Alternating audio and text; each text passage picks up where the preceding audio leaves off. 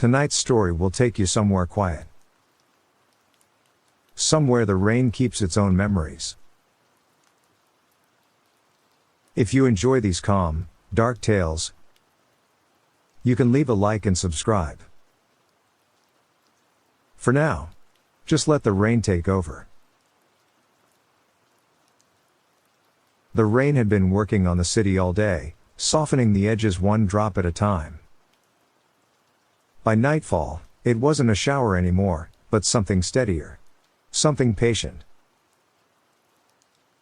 Water slid down brick walls and glass fronts, and pooled along the sidewalks, turning the streets into slow-moving mirrors.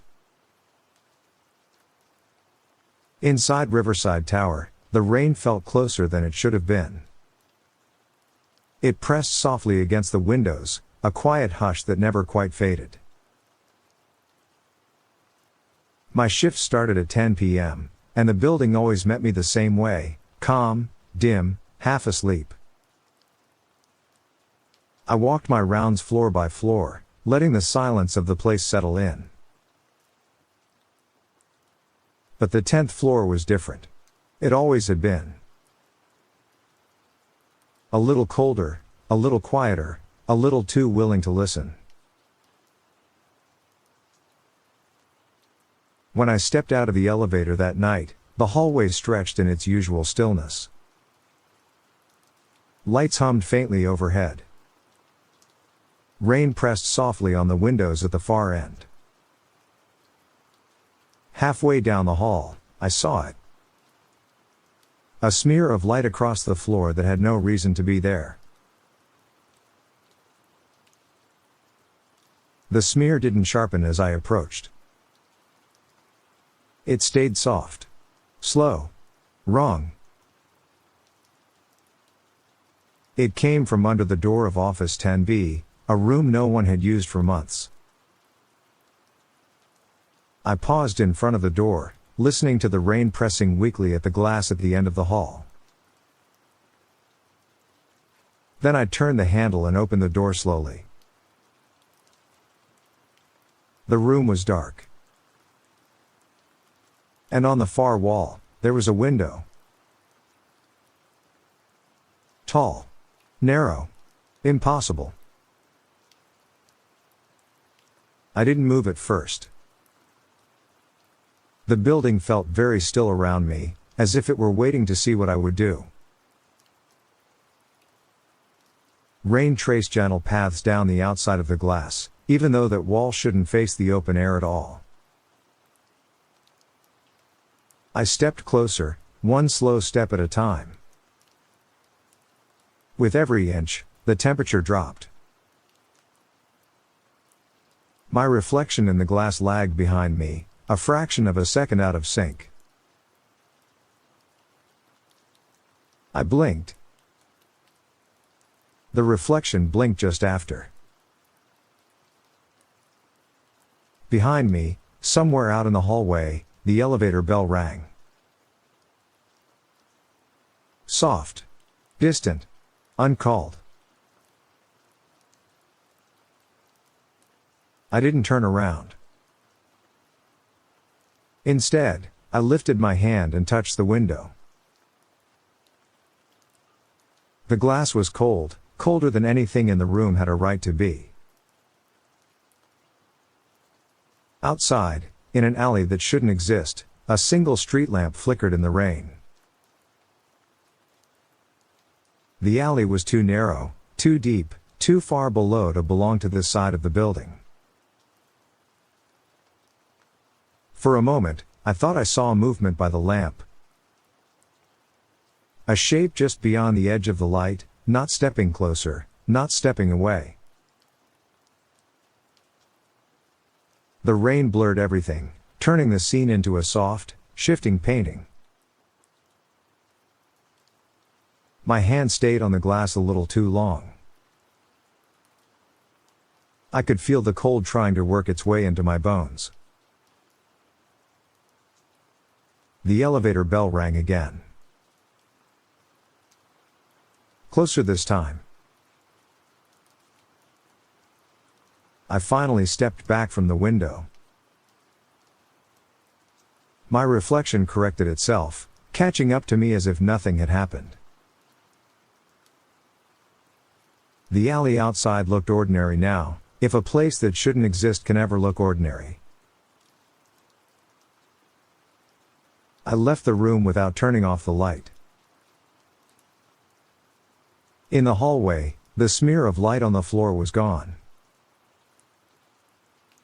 The air felt warmer, but only just. The elevator doors were closed when I reached them. No one inside. No one waiting. The panel showed no recent movement at all. I finished my rounds in silence. Hours later, at the end of my shift, I stepped out into the wet street and looked up at the tower. From down below, nothing on the 10th floor looked out of place. Windows glowed softly against the rain. But when a car passed, its headlights sweeping across the glass, I saw it. A thin, vertical glint where there shouldn't be any window at all. Just a flash. Just a line of impossible reflection. Then it was gone. Some buildings keep their secrets. Some nights keep their memories. And some windows simply appear when they want to be seen.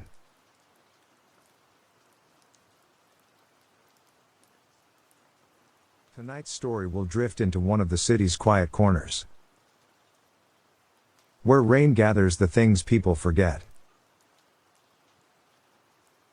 If these calm, dark tales help you rest, you can leave a like and subscribe.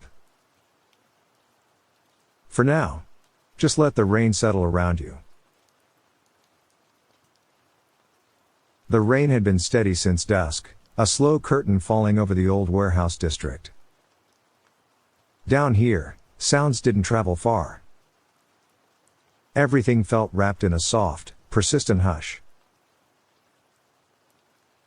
I worked nights in the municipal archives, an oversized basement filled with files no one had asked for in years. Dust and silence shared the space equally. Most nights were uneventful. A creaking pipe here, a flickering bulb there, nothing more. But that night, a faint tapping reached me from somewhere deep in the rows. I looked up from my desk, listening. The tapping was soft, almost polite, as if someone didn't want to disturb the rain. I stood, letting the sound guide me between the metal shelves. The farther I walked, the colder the air became. When I reached section E, the tapping stopped. A single drawer was open, only a few inches. Light from a distant bulb caught the edge of the metal, making it glint faintly. I hadn't opened that drawer. No one had. I stepped closer, each footfall softened by the old concrete floor. Before touching anything, I waited, listening to the distant rain humming through the pipes. Then I pulled the drawer open. Inside was a single file. No label. No date. Just a plain folder, edges slightly warped as if from old moisture. I lifted it slowly. Something shifted inside, a soft slide of paper on paper. Back at my desk, I opened the file. Inside were photographs. All of the same hallway. The 10th floor hallway of this building. Each photo was nearly identical, lights dim, carpet dark, walls blank. but in every one, there was a figure at the far end. A silhouette. Still. Facing the camera. In the first photo, the figure was far away. In the second, slightly closer. In the third, closer still. By the fourth photo, the figure stood only a few steps away from whoever had taken the picture. The last photo was blank. Pure black. As I stared at it, a soft sound rose behind me, not tapping this time, but breathing. Slow. Measured. Standing very still. I didn't turn around. The rain filled the silence, a gentle rhythm that felt suddenly too far away. I closed the folder carefully, my fingers trembling slightly. When I finally turned, the room behind me was empty. Just shelves, just dust, just the quiet. But one detail was wrong. The drawer in section E, the one I had closed, was open again. Only a few inches. I put the folder back inside and pushed the drawer shut firmly. On my way out, I turned off the lights row by row, letting the darkness settle carefully across the archive. When I reached the elevator, I pressed the button and waited. The door slid open. Inside, on the floor, lay one of the photographs. The last one. The black one. I picked it up slowly. The surface was warm. Rain whispered against the building, a soft reminder that the night wasn't finished with me yet. Some things in the archive come from places no record was meant to keep. And some visitors never really leave.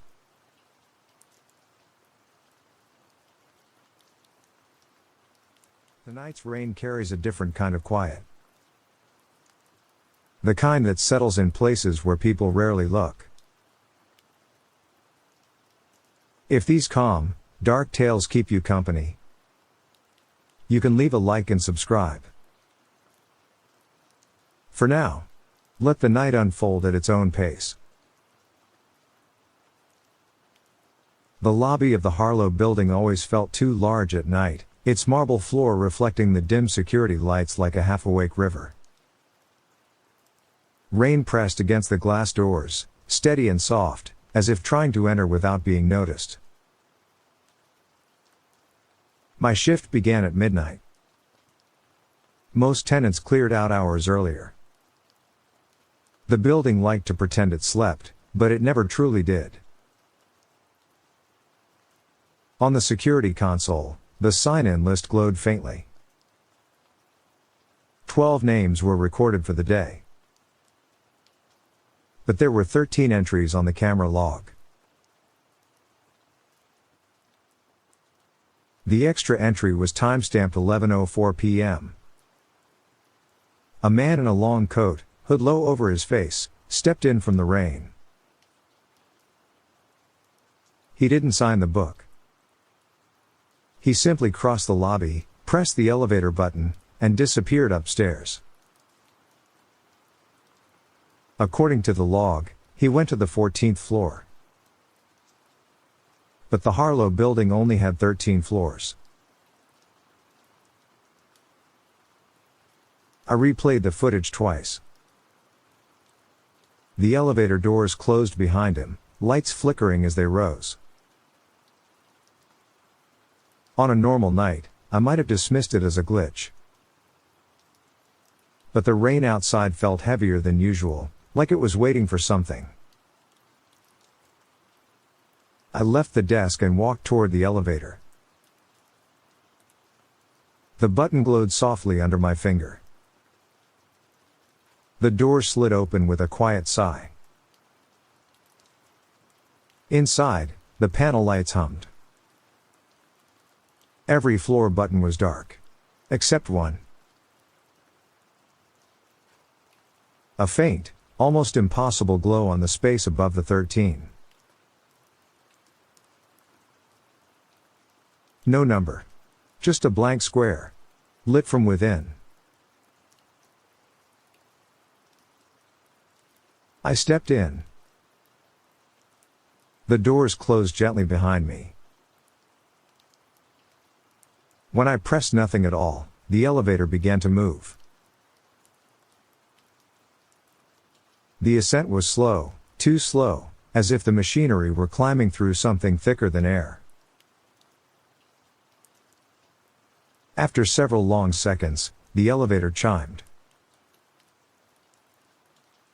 The doors opened onto a hallway I had never seen before.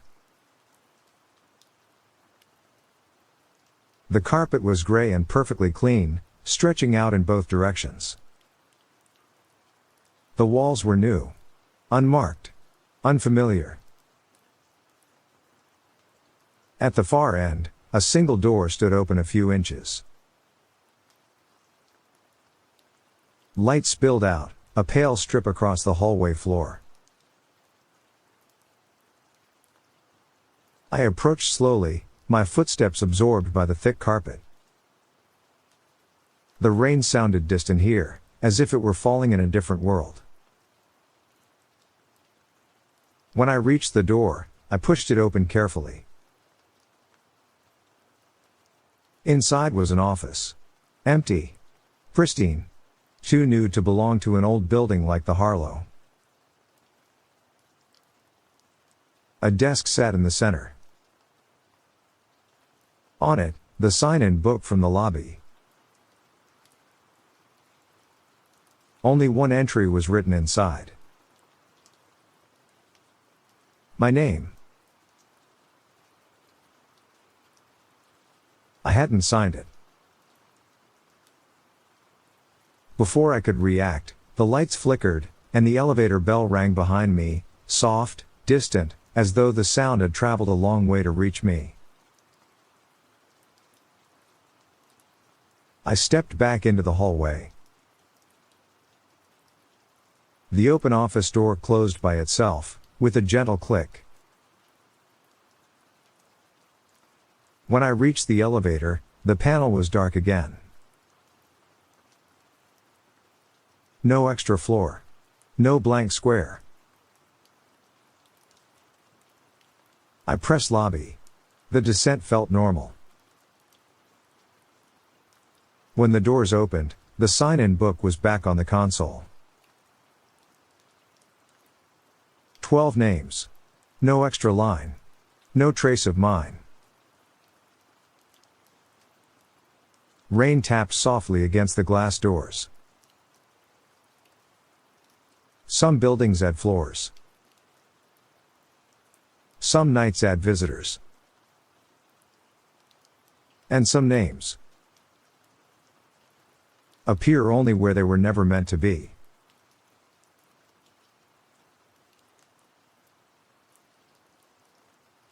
The night's rain falls with a kind of patience.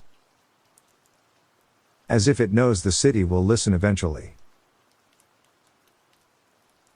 If these calm, dark tales help you drift, you can leave a like and subscribe. For now, let the quiet take the lead. The maintenance office of the Easton complex was never meant to feel lived in. Flickering lights, cold tiles, and a radio that hummed even when it was off, everything broadcasted the same message. You were only here to pass through. My job wasn't complicated. Check the boilers, log the temperatures, walk the floors every 3 hours. Simple. Predictable. Or at least, it was supposed to be. Just after 1:30 a.m., the building's fire alarm panel lit up. Not the usual red. Not the usual code. A soft, pulsing amber glow, a color I had never seen on the system before. The alert message was stranger. Stairwell activity, sublevel 4. The complex only had 3 sublevels. I stared at the panel for a long moment, listening to the distant hum of rain filtering through old ventilation shafts. Then I grabbed my flashlight and headed down. The air grew colder with each floor I descended. Concrete walls glistened faintly with condensation, as if the building were sweating. When I reached sublevel 3, the fluorescent lights flickered once, twice, then held steady. The door to the stairwell was ajar. I nudged it open carefully. Inside was the usual concrete stairwell, gray, echoing, unremarkable. But directly across from me, where the wall should have been solid, there was another flight of stairs. It led down. No sign. No label. No blueprint had ever shown it. I shined my flashlight into the darkness. The beam didn't reach the bottom. I took a step. Then another. The sound of rain drifted in and out of the concrete, as though it followed me downward. Halfway down, I noticed something strange. The stairs were getting newer. The concrete smoother.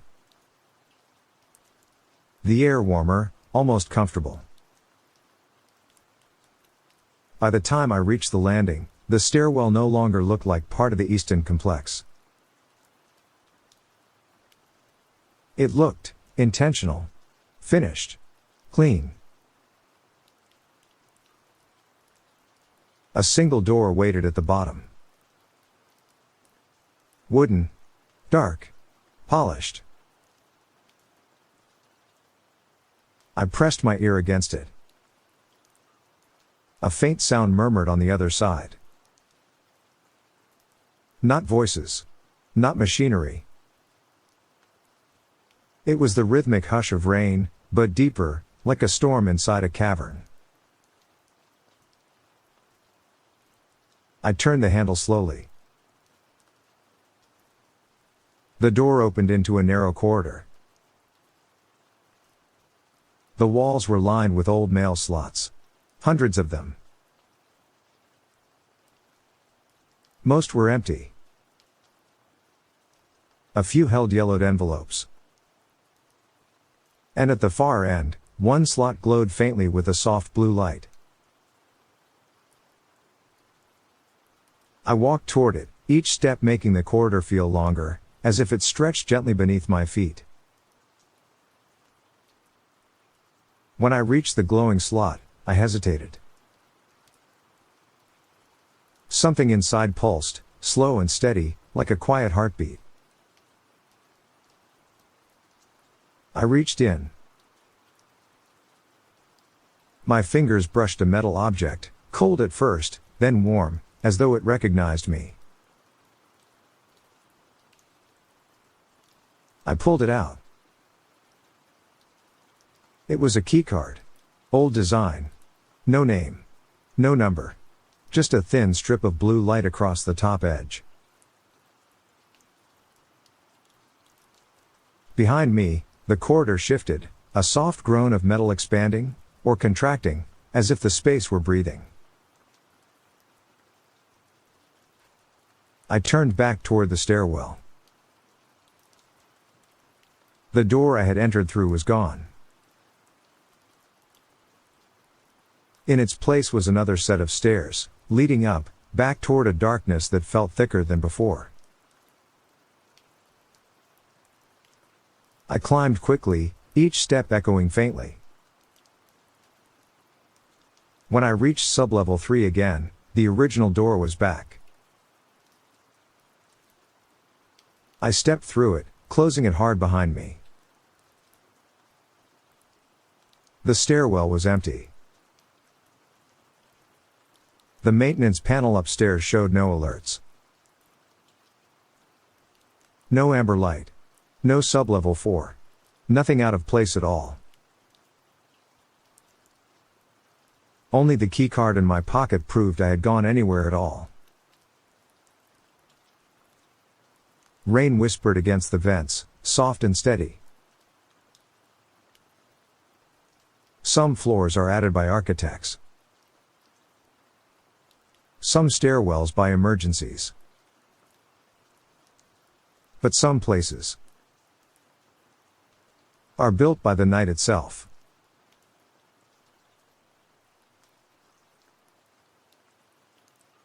The night's quiet settles differently.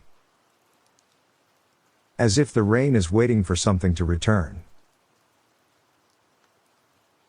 If these calm, dark stories keep you company, you can leave a like and subscribe. For now, let the night open gently around you. The Hillcrest office tower was built in the late 60s, a patchwork of renovations and forgotten upgrades. Every floor felt a little mismatched, like the building couldn't decide what decade it lived in. My rounds took me through each hallway twice a night. Simple work. Predictable. But on nights when the rain wouldn't let up, the tower grew unusually quiet, a hush that settled between the walls, so deep it almost felt intentional. Just after 2 a.m., the service elevator stopped on the 6th floor. It wasn't moving when I got there. The doors were open. The lights inside were dimmer than they should have been.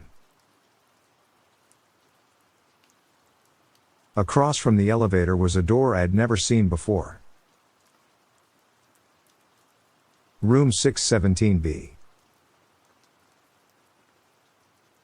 There wasn't supposed to be a room 617B. I checked the floor map posted beside the fire panel. The room did not exist on paper. But the door stood there, solid, unremarkable, as though it had always belonged. A faint draft flowed from beneath it, cool and steady, carrying the distant scent of rain. I pressed my hand to the door. It felt colder than the rest of the hallway. Then I turned the knob. The room beyond was dark, lit only by the elevator lights spilling in behind me. The walls were bare concrete. No paint. No fixtures. No cables. At the center of the room was a single wooden chair. Above it, a narrow window. Impossible, because room 617B sat against an interior wall. Through the window, rain fell softly. But the outside scene didn't match the weather on our side of the building. It wasn't a street view. It wasn't a courtyard. It was a long, empty hallway, one I had never walked before. At the far end of that hallway, a door hung slightly open. Light flickered softly inside the gap, as though someone were pacing just beyond view. I stepped closer to the window. My reflection appeared faintly in the glass, but something else moved behind it, a shadow stretching long and thin across the hallway floor. The room around me grew colder. The air tightened, as if waiting for a decision I hadn't made yet. Then the elevator behind me chimed. Soft. Gentle. Insistent. I turned away from the window. The service elevator doors were closing on their own. I crossed the room quickly, stepping back into the hallway just before the doors sealed shut. The light above the elevator button blinked once, then went dark. When I looked back, the door to room 617B was gone. No frame. No knob. No outline. Just the same blank stretch of wall I had walked past every night for months. The scent of rain faded slowly. I checked the service log. No elevator movement at 2 a.m. No doors opened. No alerts triggered. But on the floor plan I carried, a small pencil mark appeared beside room 617. A handwritten note, one I didn't write, reading only. Sometimes the building remembers rooms. Even after everyone else forgets.